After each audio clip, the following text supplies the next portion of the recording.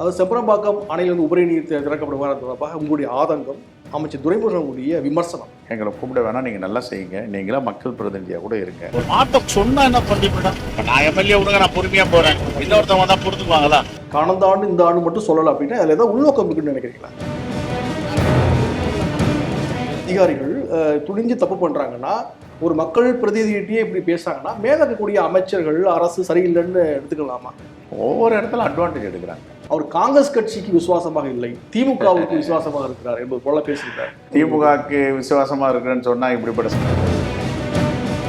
வாக்குகள் வந்து வீழ்ச்சி அடைந்து விட்டது, 2 தேர்தல் ஒப்பிடு போகுது. இந்த நிலைமை எப்படி மக்கள் ஆதரவு தொடர்ச்சியாக இருக்குன்னு நம்ப முடியும்? இந்த கால்குலேஷன் நீங்க எப்படி பார்க்கக்கூடாது. எவ்வளவு விகிதாச்சார வாக்குகள், மொத்த டோட்டல் போலிங் த ஓட்ஸ் ஜனாதிபதி அவர்களுக்கு அனுப்ப போறோம், நியாயம் கேட்க போறோம், நீதிக்காக போராட போறோம். 2026 தேர்தலை முன்னிட்டு ஆட்சியில பங்கு, அதிகாரத்தில் பங்கு என்பது போல தமிழக வெற்றி கழகம் போன்ற கட்சிகள் வந்து பல கட்சிகளுக்கு தூது விடுகின்றன. இந்த நேரத்தில் இது போன்ற உரசல்கள் அதுக்கு வழிவகுத்துரும், அந்த பேச்சுக்கு வலு கூட்டிடும் அப்படிங்கிற மாதிரி ஏதாவது யோசிக்கிறீங்களா? கேள்வி களம். வணக்கம் நேயர்களே, இன்றைய கேள்வி களம் நிகழ்ச்சியில் கலந்து கொண்டு பல்வேறு கருத்துக்களை வழங்குவதற்காக தமிழ்நாடு காங்கிரஸ் கமிட்டி தலைவர் திரு செல்வ பெருந்தகை அவர்கள் நம்மோடு இருக்கிறார்கள். வணக்கம் சார். வணக்கம். ஒரு பரபரப்பான ஒரு செய்தியை வந்து ஊடகங்கள் வாதித்துக் கொண்டிருக்கின்றன. அது செம்பரம்பாக்கம் அணையில் வந்து உபரி நீர் திறக்கப்படும் விவகாரம் தொடர்பாக உங்களுடைய ஆதங்கம், அமைச்சர் துரைமுருகனுடைய விமர்சனம், ரெண்டுமே வந்து விவாதிக்கப்பட்டு கொண்டிருக்கிறது. என்ன நடந்தது அங்கே? இல்லை, எப்பவுமே வந்து பிரிட்டிஷ்காரர்கள் காலத்திலிருந்து நீர் நிரம்பும் விழா, நீர் நிறைந்த குளம் விழா, இப்படிலாம் இருக்கு.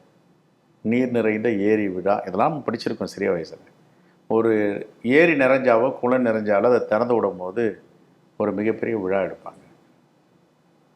2023 வரைக்கும் எங்களெல்லாம் கூப்பிட்டாங்க, நாங்களாம் போய் திறந்துட்டு இருந்தது. 2 வருஷமாக, போன வருஷமும் இந்த வருஷமும் தகவல் கொடுக்க மாட்டேன்றாங்க.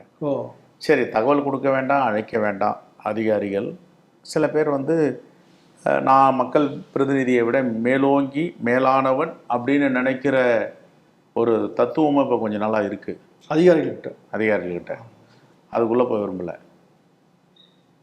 அதுக்குள்ளே போய் விரும்பலை. நான் விழுப்புரம் கசப்பான விமர்சனங்கள் வரும். சரி, செய்யட்டும், அவங்களும் நம்ம வீட்டு உறவுகள் தான் அப்படின்னு நம்ம விட்டுறோம்.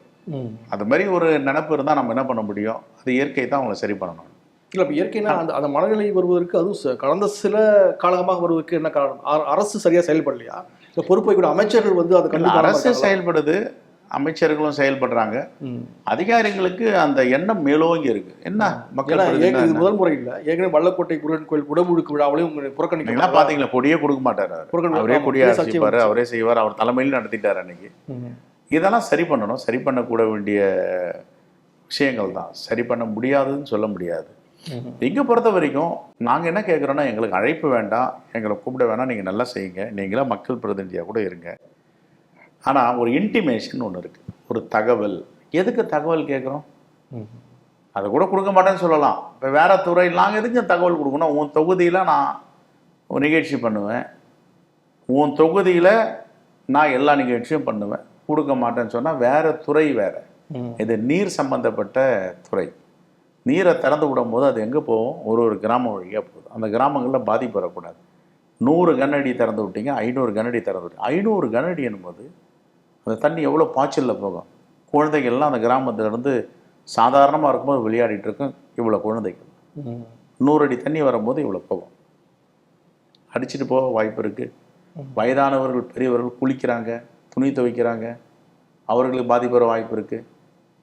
கிராம ஊராட்சி மன்ற தலைவர்கிட்டையும் சொல்ல மாட்டேன், ஒன்றிய கவுன்சிலர்கிட்ட சொல்ல மாட்டேன், மாவட்ட கவுன்சிலர் சொல்ல மாட்டேன், நகராட்சி சேர்மனுக்கு சொல்ல மாட்டேன், ஏன் திமுகவில் இருக்கிற ஒன்றிய செயலாளருக்கும் சொல்ல மாட்டேன், சட்டமன்ற உறுப்பினர் சொல்ல மாட்டேன், நாடாளுமன்ற உறுப்பினர் சொல்ல மாட்டேன். அப்படின்னா இது என்ன பண்புன்னு தான் கேட்குறேன். இப்போ 2023 வரைக்கும் சொன்னாங்க, கடந்த ஆண்டு இந்த ஆண்டு மட்டும் சொல்லலை அப்படின்னா அதில் ஏதாவது உள்நோக்கம் இருக்குன்னு நினைக்கிறீங்களா? அதுக்கப்புறம் என்ன பண்ணுறாங்க? சொல்லலைன்னா கூட பரவாயில்ல, சரி சொல்லாமல் இருங்க, சொல்ல வேண்டாம். எங்களுக்கு ஒரு இன்டிமேஷன் தகவல் கிராம மக்களுக்கு. அதுக்குள்ள அது இதுல தான் ஒரு காலத்துல டாம் டாம் போட்டு சொல்லுவாங்க, இப்ப டாம் டாம்லாம் ஒழிச்சிட்டோம். திடீர்னு அந்த மனநிலை மாறுது, திடீர்னு புறக்கணிக்க. அதிகாரிகள் தான் இதெல்லாம். அதிகாரிகள் தொடர்ந்து நீர்வளத்துறையில இந்த அதிகாரிகிட்ட ஃபேஸ் பண்றது கொஞ்சம் நெஞ்சம் கிடையாது, நிறைய ஃபேஸ் பண்ணிட்டு தான் இருக்கு. அவங்க தன்னை எஜமானம் நினைச்சுக்கிறாங்க. மக்கள் பிரதிநிதியை விட மேலானவர்கள் அவங்க கருதுறாங்க. அது என்ன கருத்தியல்னு தெரியல எனக்கு. இல்லை, ஒரு புகழ்பெற்ற திரைப்பட வசனம் கூட இருக்கு, கீழே இருக்க தப்பு பண்றாங்கன்னா மேலே இருக்கும் சரியில்லைன்னு அர்த்தப்பட்டு. இப்போ இவர்கள் கீழே இருக்கக்கூடியவர்கள் அதிகாரிகள் துணிஞ்சு தப்பு பண்றாங்கன்னா, ஒரு மக்கள் பிரதிநிதிகிட்டே இப்படி பேசுறாங்கன்னா மேலே இருக்கக்கூடிய அமைச்சர்கள் அரசு சரியில்லைன்னு எடுத்துக்கலாமா? இல்லை, மேலே இருக்கிறவங்க முதலமைச்சரை பொறுத்த வரைக்கும் துணை முதலமைச்சர் அமைச்சருக்கும் சரியாக தான் இருக்காங்க. ஒவ்வொரு இடத்துல அட்வான்டேஜ் எடுக்கிறாங்க. இல்லை, அதுக்கு தூபம் போடுவது போல அமைச்சர் துரைமுருகன் அவர்கள் வந்து பேசியது பயன்படும் நினைக்கிறீங்களா? ஏன்னா அவர் வந்து ரொம்ப நகைச்சுவாய் பேசுறாரா என்னன்னு தெரியல, அது வருத்தம் அளிக்கிறது அப்படின்னு சொல்லிட்டு போறாரு. அவர் என்ன அவர் என்ன சொல்றாரு, ஒரு காங்கிரஸ் கட்சி தலைவர் இப்படி பேசுறது வருத்தம் அளிக்குதுன்னா, நான் என்ன பேசினேன்? யாரும் எடுத்தங்க ஒத்துன்னு பேசல, ஒரு வாரத்தை கூட அதிர்ந்து பேச மாட்டேன். எப்பா, நாங்களாம் மக்கள் பிரதிநிதி, கொஞ்சம் வாய்ப்பு இருந்தால் சொல்லுங்க, சொல்லியிருக்கலாம். ஒரு தகவல் தானே கேட்குறோம். நாங்கள் எங்கள் அனுமதி வாங்கிட்டு மட்டும் தான் கேட்குறோம், இல்லை எங்களை அழைக்காம விடாதீங்க நான் சொல்கிறோம். நீங்களே செஞ்சீங்க, அழைக்க வேண்டாம், ஒரு தகவல் சார் திறக்க போகிறோம், கொஞ்சம் சொல்லிவிடுங்க எல்லாருக்கிட்டையும் அப்படின்னா நாங்கள் உஷாராக இருக்கிறது. மக்களை வந்து கொஞ்சம் ப்ரிகாஷன் பண்ணுறதுக்கு தான் கேட்குறோம். எச்சரிக்கையாக இருங்க, குழந்தைங்களை விடாதீங்க, பெரியக்குள்ளே போகாதீங்க. அது எங்கேயோ உரையாடல் எல்லோருக்கிட்டையும் எங்கள் இந்தியா கூட்டணி கட்சியுடைய தோழருடைய உரையாடிட்டு வர்றதை ஒரு முன்னாடி எடுத்து ரெக்கார்ட் பண்ணி போடுறான். அது என்ன ஊடக தர்மமும் தெரியல. அது இப்படி பேசுறது வருத்தம் அளிக்குது அப்படின்னாருன்னா, சரி, அது பேசுறது கூட பேசுறது உண்மை தான், பேசலைன்னு சொல்ல நாங்கள் மறுக்க போகிறதில்ல, பேசுறது உண்மை தான், அங்கே என்ன நடக்குதுன்றத சொல்லணும். ஒரு வார்த்தை ஏன்பா இந்த உள்ளாட்சி பிரதிநிதிகள்கிட்டையும் சட்டமன்ற ஒரு வார்த்தை சொல்லுங்கப்பா திறக்க போகிறன்றதுல என்ன குறைஞ்சி போயிடும்னு கேட்குறேன் நான். நீர் மேலாண்மை, நீர் நிறைந்த குல விழா, நீர் நிறைந்த ஏரி விழா சங்க இலக்கியங்களில் சொல்லுது, பிரிட்டிஷ்காரன் சொல்லியிருக்கான், நாமளும் சொல்லியிருக்கோம் 23 வரைக்கும். அப்போ நீர் நிறைந்த குல விழா, நீர் நிறைந்த ஏரி விழா அப்படின்றது இன்னைக்கு அந்த விழாவை எடுக்கிற ரைட் இல்லை. இப்போ நீங்களே எடுத்துக்கங்க, விழா ஒரு தகவல் சொல்லுங்கன்ற. இல்லை, இதில் தான் நான் திரும்ப என்ன கேட்குறேன்னா, 2023 வரைக்கும் சொன்னாங்க, 24 25 சொல்லலை, 26 தேர்தல் வேறு வருது, தேர்தலை மையப்படுத்தி ஏதாவது உள்நோக்கத்தோடு செயல்படுறாங்கன்னு சந்தேகப்படுறீங்களான்னு கேட்குறேன். இல்லை, அப்படிலாம் இல்லை, இது அதிகாரிகள் 1-2 பேர் செய்கிற தவறு தான். இல்லை, அதுக்கு அமைச்சர் துரைமுருகனுடைய விளக்கமும் சர்ச்சையாக இருக்கிறது. இதுக்கு முன்னாடி வந்து பார்த்தீங்கன்னா வேடசந்தூரில் அமைச்சர் பெரியசாமி அவர்கள் வந்து ஒரு திருமண விழாவில் பேசும் சர்ச்சையாக இருக்கிறது.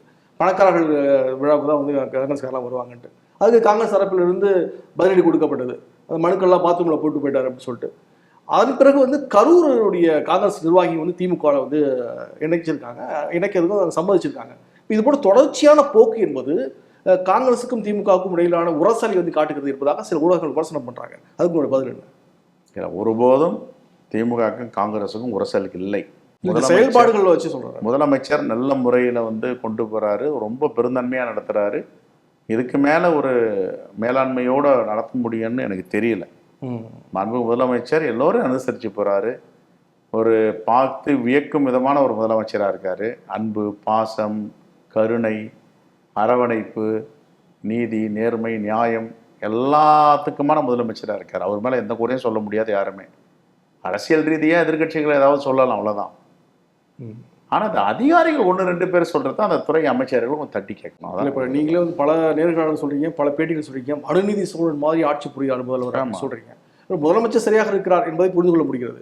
அது கீழே கூடிய அமைச்சர்கள் வந்து சில நேரங்கள் இந்த மாதிரி வார்த்தைகளை விடுவதும் அதிகாரிகள் செய்வதும் வந்து இயல்பாகவே வந்து அவர் வந்து மௌனமாக இருக்கிறாரு, அதுக்கெல்லாம் தட்டி கேட்கல அப்படிங்கிற மாதிரி ஆதங்கத்தை ஏற்படுத்துதா? உண்மை. ஒரு சில அமைச்சர்கள் செய்கிற தவறுக்கு முதல்வர் தலையிடலைன்னு சொல்லி ஆதங்கம் இருக்குதான்னு கேட்குறேன். இல்லை, முதல்வர்லாம் இந்நேரம் கேட்காமையா இருப்பார், கண்டிப்பாக கேட்டிருப்பார். முதல்வர்லாம் அந்த விஷயத்துல யாரையும் விட்டு கொடுக்க மாட்டார், நியாயம் பக்கம் நிற்பார், நீதி பக்கம் நிற்பார். அதில் எனக்கு நம்பிக்கை இருக்கு. 2026 தேர்தலை முன்னிட்டு பல முறை போட்டிகள் வந்து தமிழகத்தில் உருவாகிறது. அப்போது ஆட்சியில் பங்கு, அதிகாரத்தில் பங்கு என்பது போல தமிழக வெற்றி கழகம் போன்ற கட்சிகள் வந்து பல கட்சிகளுக்கு தூது விடுகின்றன. இப்போ எல்லாமே வந்து கடைசி நேரத்தில் வந்து தேர்தல் நேரத்தில் வந்து அணிகள் மாறுவதற்கு வாய்ப்பு இருக்கிறது என்பது போல விமர்சனங்கள் முன்வைக்கப்பட்டு கொண்டிருக்கின்றன. இந்த நேரத்தில் இது போன்ற உரசல்கள் அதுக்கு வழிவகுத்துரும், அந்த பேச்சுக்கு வலு கூட்டிடும் அப்படிங்கிற மாதிரி ஏதாவது யோசிக்கிறீங்களா? இல்லை, இந்தியா கூட்டணியில் அரசியல் கூட்டணி என்பதும் இந்தியா கூட்டணி என்பதும் இன்டாக்டாக இருக்கும், அதில் ஒன்றும் மாற்று கருத்து கிடையாது. திராவிட முன்னேற்ற கழகம் தலைமை தாங்குகின்ற தமிழ்நாட்டில் அந்த இந்தியா கூட்டணியோட எங்கள் தேசிய தலைவர்கள் அகில இந்திய காங்கிரஸ் கமிட்டி வழிகாட்டுதலோடு இன்டாக்டாக இருக்கும், அதுக்கு சம்மந்தமே கிடையாது. இப்போ இது இந்த மாதிரியான விஷயங்கள் ஒரு பக்கம் இருக்கிறது. எடப்பாடி பழனிசாமி அவர்களுக்கு நேரடியாகவே உங்கள் மீது பல விமர்சனங்கள் வந்து முன்வச்சிருக்கிறார். அதில் குறிப்பாக வந்து உங்களை நோக்கி பேசும்பொழுது அவர் காங்கிரஸ் கட்சிக்கு விசுவாசமாக இல்லை, திமுகவுக்கு விசுவாசமாக இருக்கிறார் என்பது போல பேசியிருக்காரு.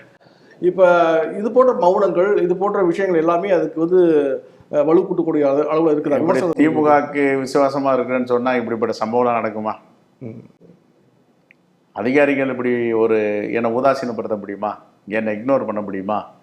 என்கிட்ட ஒரு தகவல் கூட சொல்லாமல் ஒரு இன்டிமேஷன், சார் திறக்க போகிறோம் கொஞ்சம் சொல்லுங்கள் எல்லாருக்கிட்டையும் பார்த்துங்க நீங்களும் அப்படின்னு இந்த அளவுக்கு செய்ய முடியுமா? அது திமுக சேர்ந்த மக்கள் பிரதிநிதிக்கும் கொஞ்சம் சொல்லணும்னு சொல்கிறீங்களே, அவங்க அதிகாரிகள் எல்லாரையும் ஒரே மாதிரி நடத்துகிறாங்க. இப்போ தொடர்ச்சியாக உங்களுடைய நடவடிக்கைகள், இப்போ நீங்கள் வந்து முக்கியமான பிரச்சனைகளை கூட அரசுக்கு துணையாக நிற்கிறீங்க, முதல்வர்களுக்கு ஆதரவாக தான் பேசுகிறீங்க. கரூர் விஷயமா இருக்கட்டும், எந்த விஷயமா இருக்கட்டும், ரொம்பவே வந்து ஒரு ஆதரவாக வந்து காங்கிரஸ் கட்சி திமுகவுக்கு இருக்கிறது. அந்த அளவுக்கு திமுக வந்து காங்கிரஸ் கட்சி இல்லை என்பதற்கு உங்களுடைய செயல்பாடு காரணம் என்பது போல விமர்சிக்கிறாங்க. அதுக்கு கேட்க இல்லை, கூட்டணி என்பது உறுதியாகவும் வலிமையாகவும் இருக்கு, அதில் மாற்றுக்கிறது. காங்கிரஸ் மீதான திமுகவின் பார்வை எப்படி இருக்கிறது? இந்த சின்ன சின்ன சின்ன சின்ன பிரச்சனைகளை சரி செய்யணும், அது சரி செஞ்சுட்டு தான் இருக்கும்.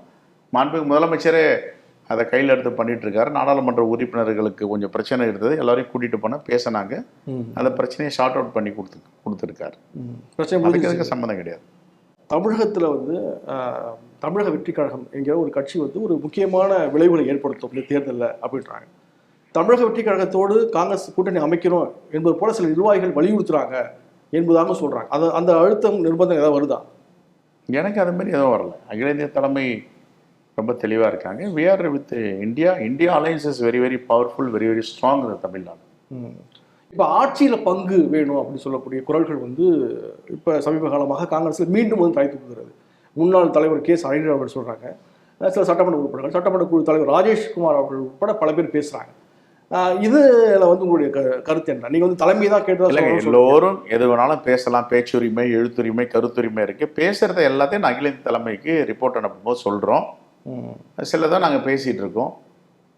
இப்போ பொறுத்தவரைக்கும் நாங்கள் இந்தியா கூட்டணியில் ரொம்ப வலிமையாக இருக்கும், உறுதியாக இருக்கும். இல்லை, இது பேச்சுரிமை என்று ஒரு பக்கம் பார்க்க முடியுது. இன்னொரு பக்கம் வந்து உங்களுடைய கட்டுப்பாட்டை மீறி அவங்களாம் பேசுகிறாங்களா? ஒரு கட்டுக்கோப்பாக வந்து காங்கிரஸ் கட்சி வந்து கொண்டு செல்லப்படவில்லை என்பது போல விமர்சிக்க வாய்ப்பு இருக்கு இல்லையா? இல்லை, அவங்களுக்கு உரிமை இருக்குது, பேசுகிறாங்க. கடைசி கூட்டத்தில் எங்கள் அகில இந்திய பொறுப்பாளர் கிரீஷ் சோடங்கர் ரொம்ப தெளிவாக சொல்லிட்டாரு, பொதுவெளியில் யாரும் இதை பேச வேண்டாம், அகில இந்திய காங்கிரஸ் தலைமை வில் டேக் கேர், அவங்க பேசுவாங்க, நீங்கள் தயவுசெய்து யாரும் பேசாதீங்கன்ட்டார். யாரும் பேசலை.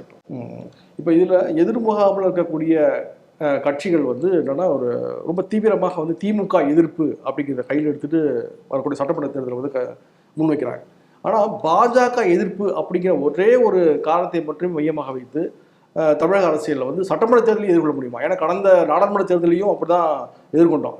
பாஜக வந்து ஆட்சிக்கு வந்துடும், பாஜக உள்ள வரக்கூடாது என்பது போலத்தான் வந்து திமுக கொண்டிருக்கக்கூடிய எல்லா கட்சிகளுமே வந்து முழக்கங்களை முன்வைத்தன. காங்கிரஸ் மிக வலிமையாக முன்வைத்தது.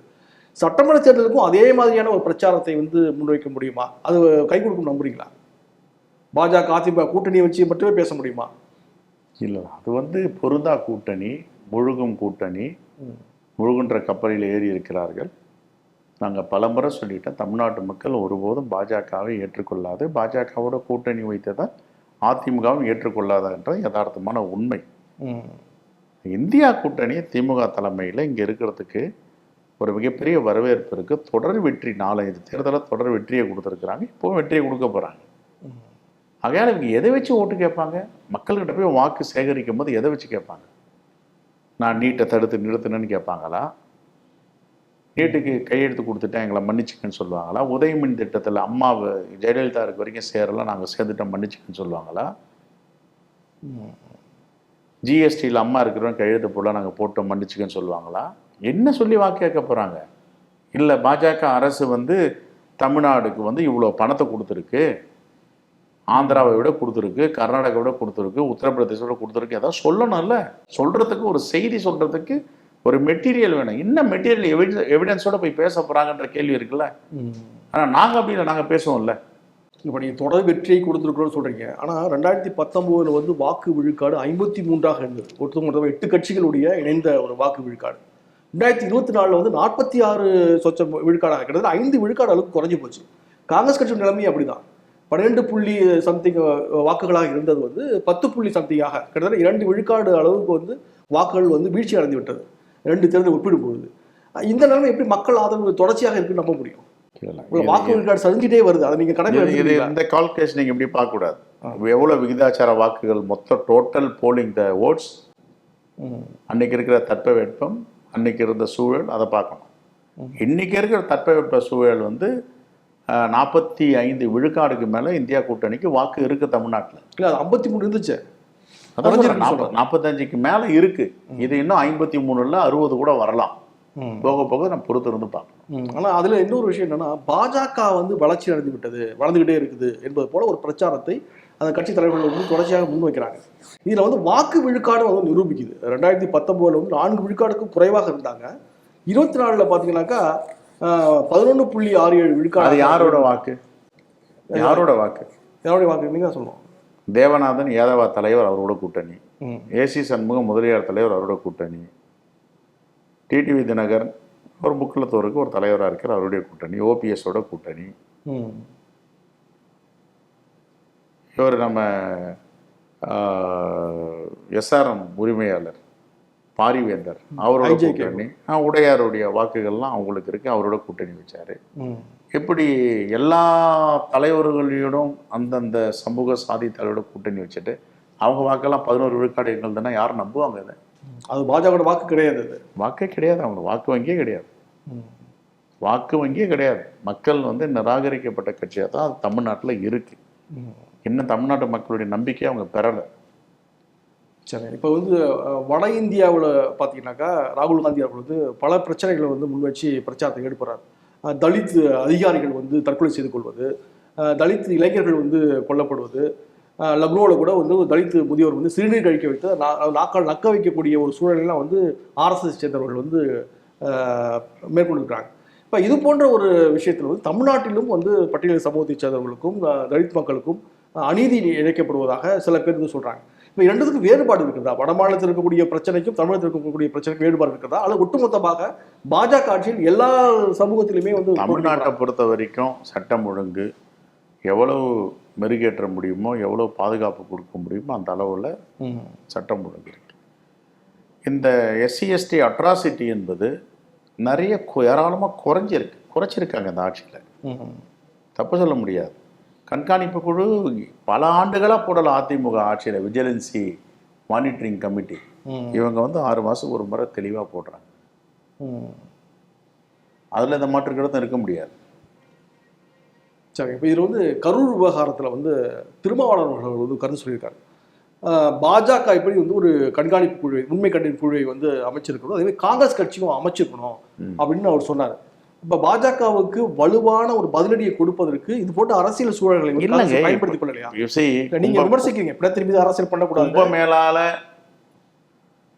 அமைக்காத இந்த குழு வெளிப்படைத்தன்மையோட உள்ள ஒரு குழுன்னு சொல்றாங்களே, மணிப்பூருக்கு அமைக்காத குழு கரூருக்கு அமைச்சது அரசியல்.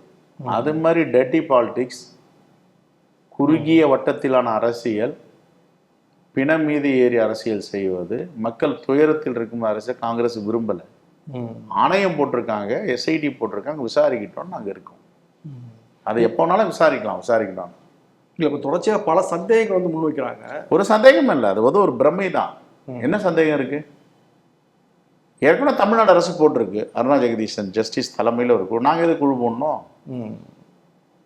உச்ச நீதிமன்ற நீதிபதி தலைமையிலே போட்டாங்க. உயர்நீதிமன்ற ஆணையம் போட்ட பிறகு கூட உயர்நீதிமன்றம் வந்து தனியாக வந்து ஒரு காவல்துறை அதிகாரி தலைமையில் குழு போட்டிருக்காங்க இல்லையா? அடிஷனலாக அவங்க போடுறாங்க இல்லையா? அதுக்கு மாதிரியாவது காங்கிரஸ் கட்சியோட நிலைப்பாடு அது ஒரு செயல்பாடியா இல்லை? காங்கிரஸ் வந்து போட வேண்டிய அவசியம் இல்லை. உண்மை அறியும் குழு அவங்க அரசியல் செய்யறதுக்கு அது வந்து அரசியல் குழு. கரூர குழப்பத்தை விளைவிக்கின்ற அரசியல் குழு தான் ஹேமா மாலினி அவர்கள் தலைமையில் வந்தது. அனுராக் தாக்கூர் எல்லாம் வந்தாங்க. நாம் அப்படி போட வேண்டிய அவசியம் இல்லை. இப்போ வாக்கு திருட்டு வந்து விவகாரம் நாடு முழுக்க ஒரு பெரிய அளவில் வந்து பேசப்படுகிறது. தமிழ்நாட்டில் வந்து ஒரு கையெழுத்து இயக்கத்தையெல்லாம் வந்து காங்கிரஸ் கட்சி வந்து தீவிரமாக மேற்கொண்டு வருகிறது. இப்போ இந்த சமயத்தில் வந்து தேர்தல் ஆணையம் சொல்லியிருக்காங்க, தமிழகத்திலையும் வந்து எஸ்ஐஆர் சொல்லக்கூடிய இந்த சிறப்பு தீவிர பட்டியலை வந்து தயாரிக்க போகிறோம் அப்படின்னு சொல்கிறாங்க. அதுக்கான எதிர்கொள்வதற்கு என்ன மாதிரியான விஷயத்தை வந்து தமிழக அரசு தயாராகணும்னு நினைக்கிறீங்க? தமிழக அரசில் காங்கிரஸ் பேர் இயக்கம் 1 கோடி கையெழுத்து வாங்க போகிறோம், ஜனாதிபதி அவர்களுக்கு அனுப்ப போகிறோம், நியாயம் கேட்க போகிறோம், நீதிக்காக போராட போகிறோம். அது அவங்க ஏன் கேட்கல, இவங்க இவங்க செய்யணும். ஒவ்வொருத்தருக்கும் அந்த பொறுப்பு இருக்கு. இந்த எஸ்ஐஆர்னா பீகாரில் என்ன பண்ணாங்க, தமிழ்நாட்டில் செய்ய முயற்சி பண்ணுவாங்க. ஆனால் அதை விஜிலண்ட்டாக நம்ம கவனிக்க வேண்டியிருக்கு. இல்லை என்ன நடக்கும்னு நினைக்கிறீங்க? ஏற்கனவே வந்து வாக்காளர் இப்போ நீக்கப்படும், என்ன ஷெட்யூல் காஸ்ட் வாக்காளர்களை ரிமூவ் பண்ணுவாங்க, ஷெட்யூல் ட்ரைப் வாக்காளர் ரிமூவ் பண்ணுவாங்க, மைனாரிட்டி வாக்காளர் ரிமூவ் பண்ணுவாங்க, எம்பிசி ஓட்டு ஓபிசி ஓட்டை ரிமூவ் பண்ணுவாங்க. இவர்கள் தான் hard core vote bank of the Congress party. இதெல்லாம் எடுத்துட்டோம்னா சரியா போய்டணும் ஒரு பகல் கனவு கண்டுறாங்க. அல்லது ஏன் சட்ட ரீதியாக அதையே எதிர்கொள்ள முடியல? நீதிமன்றத்தை நாடியோ நீதிமன்றத்தை நீதிமன்றம் கேட்டாங்க. நீதிமன்றம் கேட்டுதான் 75 லட்சம் வாக்குகளை நீக்கினதை ரீஇன்ஸ்பெக்ஷன் பண்ண சொல்லி ரீஆர்கனைஸ் பண்ண சொல்லி இப்போ அது கூடியிருக்கு. நாடு முழுக்க எஸ்ஐஆர் வந்து பண்ணப்பட சொல்றாங்க. அந்த எஸ்ஐஆருக்கு நம்பிக்கை இல்லைனாக்கா நீதிமன்றத்தின் மூலமாக ஏன் தடை வாங்கக்கூடாது அப்படின்ற மாதிரி சில பேர் கேட்குறாங்க. இப்போ அதில் வந்து எதாவது நியாயம் இருக்குது அந்த கேள்வியில்? அது பண்ண முடியுமா? அப்படி தேர்தல் ஆணையம் நீதிமன்றத்தை அப்படி விலைக்கு வாங்க முடியுமான்னு தெரியல. தேர்தல் ஆணையம் glove with hand with BJP. சரி, இப்போ வந்து வடகிழக்கு பருவமழை வந்து தீவிரமாகி கொண்டிருக்கிறது. இந்த வடகிழக்கு பருவமழை எதிர்கொள்வதற்கு அரசு எடுக்கக்கூடிய முயற்சிகளை நடவடிக்கைகள் எப்படி பார்க்குறீங்க? இல்லை, பாராட்டுக்குரிய நடவடிக்கை. மாண்பு முதலமைச்சர் ஒரு பக்கமும் துணை முதலமைச்சர் ஒரு பக்கம் மக்களிடம் நீண்ட நேரம் பயணம் பண்ணிட்டு இருக்காங்க. மாண்பு முதலமைச்சர் தீபாவளி அன்னைக்கு நம்முடைய ஊர் மக்கள்லாம் வெளியூர் போகிறாங்கன்ட்டு பேருந்து நிலையத்தில் போய் கோயம்பேட்டில் இன்ஸ்பெக்ட் பண்ணியிருக்காரு. இது கிரேட் நோபல் ஒர்க் நம்ம முதலமைச்சர் பண்ணிட்டு இருக்காரு. ஒரு வருஷமாக மாண்பு முதலமைச்சர் துணை முதலமைச்சர் 2 பேருமே வந்து ஒரு ஏரியா ஒரு குளமாக இன்ஸ்பெக்ஷன் ஆரம்பிச்சிடறாங்க. இதெல்லாம் போன மாதமும் ஆரம்பிச்சிட்டாங்க. பருவ கால மழை வருவதற்கு முன்பே மக்களை பாதுகாக்க வேண்டும், பாதுகாப்பு பணியில் இறங்கிட்டாங்க. சரி, இப்போ திமுகவுடைய தேர்தல் வாக்குறுதிகள் 100 விழுக்காடு நிறைவேற்றப்படவில்லை, கிட்டத்தட்ட நாங்கள் நிறைவேற்றிட்டோம்னு சொல்கிறாங்க. அந்த 100 விழுக்காடு நிறைவேற்றப்படாத தேர்தல் வாக்குறுதிகள் வரக்கூடிய தேர்தலில் வந்து எதிரொலிக்கும் என்பது போல எதிர்கட்சி விமர்சனம் பண்ணுறாங்க. அந்த தேர்தல் வாக்குறுதிகள் நிறைவேற்றப்படாமல் இருப்பதில் காங்கிரஸுக்கு ஏதாவது அதிருப்தி இருக்கு? இன்னும் 6 மாதம் இருக்கு. 6 மாதம் பொறுத்து பேசும். 80 விழுக்காடுக்கு மேலே நிறைவேற்றிருக்காங்க. ரிமைனிங் ப்ராமிஸ் கம்ப்ளீட்டாக அவங்க ஃபுல்ஃபில் பண்ணுவாங்க, நிறைவேற்றுவாங்க. நல்ல சார், நிகழ்ச்சியில் கலந்து கொண்டு பல்வேறு கருத்துக்கள் சொன்னீங்க. வசந்தலை காட்டு சார், நன்றி சார். கேள்வி களம்.